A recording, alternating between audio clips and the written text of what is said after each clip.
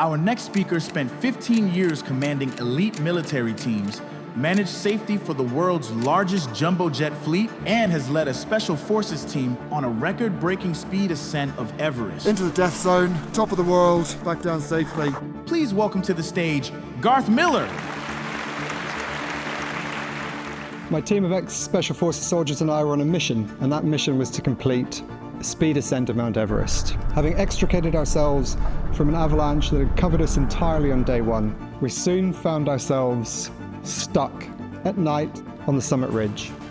We were being buffeted by jet stream winds, which seemed sure to blow us off the mountain at any moment.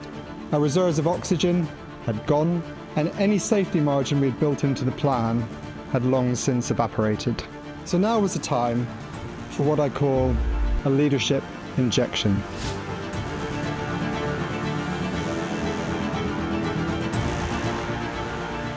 Through a portfolio of keynotes, masterclasses, and coaching, I work with companies to help them identify their purpose, to develop resilience, and to create high-performing teams.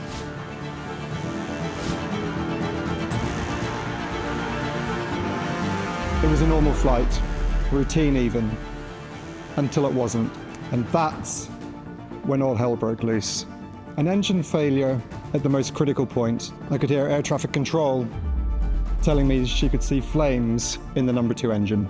So now the test. Would our training kick in? We had to cage the chimp, but now wasn't the time for impulsive action. Now was the time for calm, to methodically, as a team, work through the problem.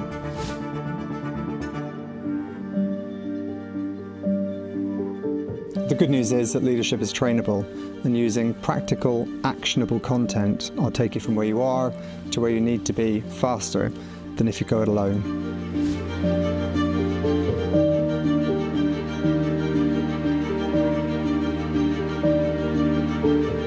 Good leadership is something you can develop in yourself and others. You don't learn it from nodding along to slides like these. It's about intention, about purpose. Applying the principles with discipline, applying them when it's hard, when no one is watching, and applying them even when you think the ball is lost.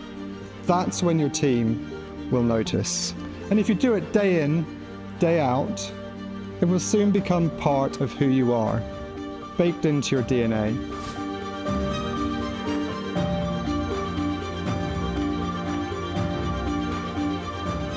There is a lot of focus and attention on leaders and leadership, but the conversation we're not having is one around the art of followership. If the need for leaders is universal, then the same is true of followers. When a leader gives direction, a follower must execute that vision, turning intent into action. And this relationship is at the heart of any high-performing team. Get it right, and your organization will have a competitive advantage.